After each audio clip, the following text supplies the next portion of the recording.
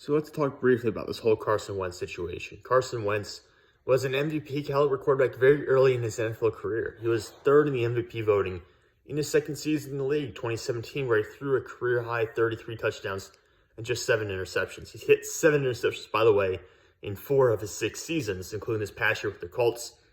It was his first season outside of Philadelphia. The Eagles traded him away. They got a pretty good return for him, honestly, considering how horrendous he was in 2020 when he just completely collapsed. That was the last year of Doug Peterson. That's kind of where everything really fell apart for Philadelphia, even though the Eagles kind of bounced back pretty significantly this past year, making the playoffs. But Carson Wentz this past year, the Colts went 9-8. They missed the playoffs, and a lot of it was put on Carson Wentz as him being highly inconsistent. And going into the year, there was a thought that reuniting with Frank Reich was going to fix Carson Wentz's career, and it did to some extent. 27 touchdowns, 7 interceptions, 3,500 passing yards. That's not a bad year by any extent. But it's not what the Colts were looking for. The Colts play in a fairly weak division. They should be making the playoffs, and they couldn't. They lost the shot at the playoffs because of a Week 17 loss to a bad team, where Carson Wentz did not play well. So Carson Wentz is now going to be on his third team in 3 years, and you have to be wondering, at what point do you consider him to be a journeyman quarterback? I wouldn't put him in that category right now. I think he's certainly better than that. And the Washington Commanders are a team that under Ron Rivera have a chance to make the playoffs this coming year because they're playing in a fairly weak division in the NFC East. Dallas is probably going to be the front runner for sure. Again, because they have the talent and they have the best quarterback in that division. But other than that, you've got Jalen Hurts, who's been inconsistent. Been good, but inconsistent with the Eagles. You have the situation in New York where the Giants are supposedly going to put a lot on Daniel Jones' plate this year, still keep him around, but are also looking to potentially sign Mitchell Trubisky. It's the first-year head coaching job, first-year GM in New York. Good leadership in place, but I just don't know if they're going to turn around or do much of anything this year.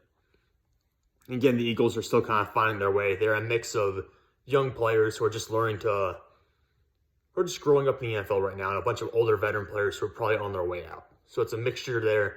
And then Dallas has a lot of contracts they would like to probably move on from. Amari Cooper being one of them. Ezekiel maybe being another one. They're asking DeMarcus Lawrence to take less money to help fix the cap situation. So there's a lot of problems there in Dallas as well. Washington senses opportunity. They try to get Russell Wilson. They could not get Wilson. He got traded to Denver yesterday. And their fallback option was Carson Wentz. And frankly, Carson Wentz, how do I put it? Carson Wentz and Jimmy Garoppolo are kind of similar in a sense. They both make the ridiculous mistakes that make you wonder, how is this guy an NFL quarterback? How is this guy a starter? They make those mistakes. Unlike Garoppolo, I think Carson Wentz has a high ceiling where he'll go out and he'll play like a top 10 quarterback some weeks. I don't think you get that from Garoppolo. Garoppolo at his peak is probably slightly better than a game manager.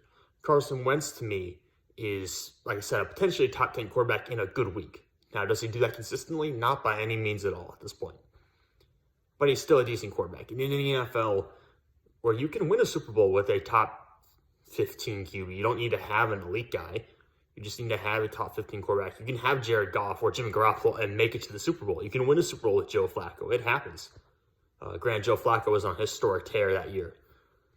But, you have opportunities. I think the Colts sense a chance to maybe go out and get someone else in free agency or through a trade or through the draft, get some draft capital back, and not have to pay any of Carson Wentz's contract. Washington is fully responsible for the $28 million of Carson Wentz's deal this year, which is huge for the Colts. They give them a lot of room to go out and improve their franchise.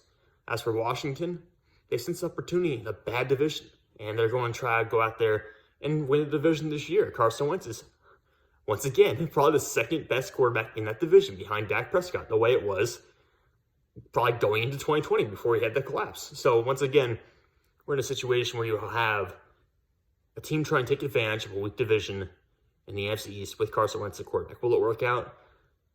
I don't know. I still like Dallas to win, but I think this helps Washington quite a bit. Carson Wentz definitely has a higher ceiling than Taylor Heinicke, and he probably has just as many turnover-worthy plays as someone like Taylor Heinicke would have over the entire season.